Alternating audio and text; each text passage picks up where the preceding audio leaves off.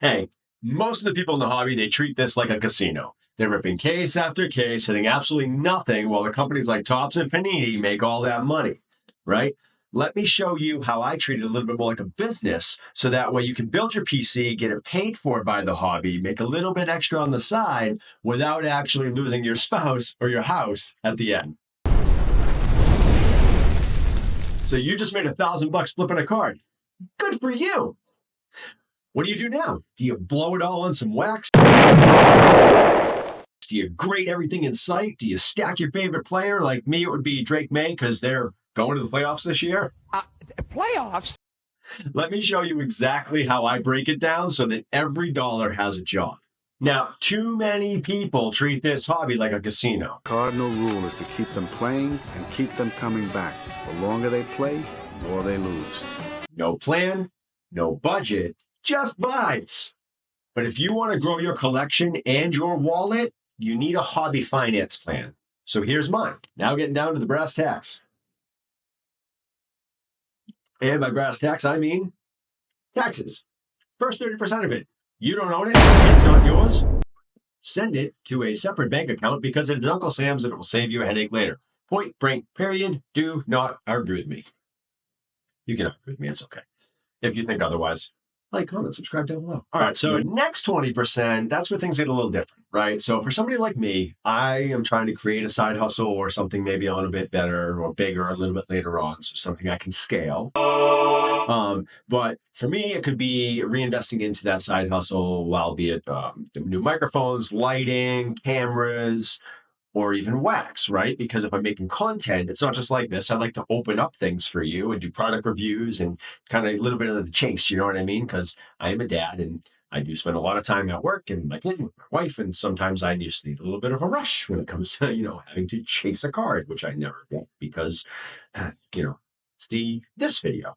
But it could also mean holding on to or going to buy a case or a couple boxes and holding on to them to maybe break them or, pack them out or just hold them as a future investment. I mean, look at how much those Pokemon boxes go for now from from Series 1, right? But hey, listen, for all intents and purposes, don't scam, right? Don't scam. I hate you. You scam.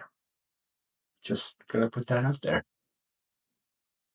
The next 15%, I like to throw into grading, right? So this is where the rubber meets the road. This fuels that whole rob to slab side hustle that kind of like really can propel a side hustle into something more if you know what you're doing.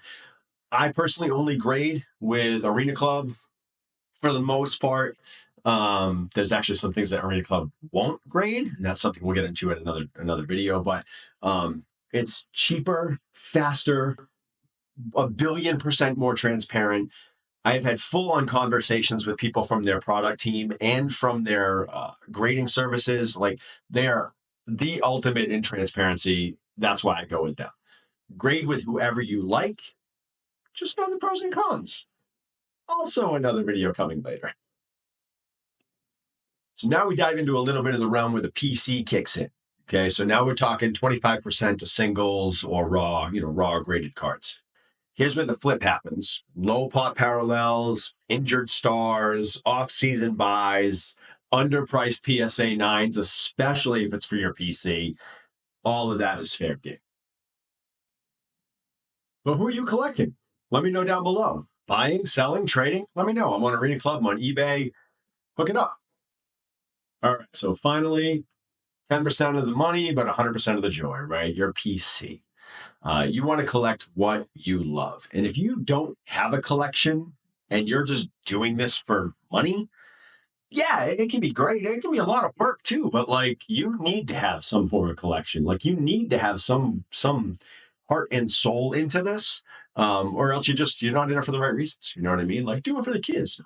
But for me, that could be something like Kobe or Vince Carter or Derek White, Peyton Pritchard, Drake May, Dustin Pedroia, like my artistry in motion collection, something like that.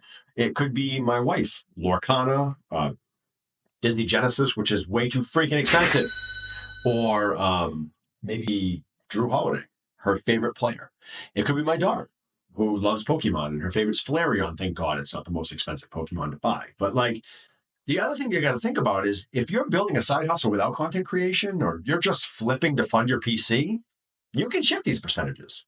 If you're making any profit, keep that 30% to Uncle Sam. But other than that, you might lower your reinvestment, and because you don't need all this technology, and you can just go buy more cases or buy, boxes or blasters or do whatever. You could reinvest into singles or grading more of your PC, whatever tickles your fancy. But let us know down below. Now, some real quick mindset talk, okay? Your PC is not your flip fund. Your flip fund isn't your camera budget. And your tax money, as sure as hell ain't yours. Put that where it belongs. When you divide your wins, you avoid the chaos. Stay away from buying cases just to try to hit that next big thing, and focus your funds. And you'll see this PC, you'll see everything grow a lot faster. And finally, just break your card income into buckets, especially if you have a business or a side hustle. This hobby is going to start to feel like a business that you can control. Drop a comment with how you split up your profits, and don't forget to like, comment, subscribe, and it really is helpful. But until next time, keep sipping and ripping.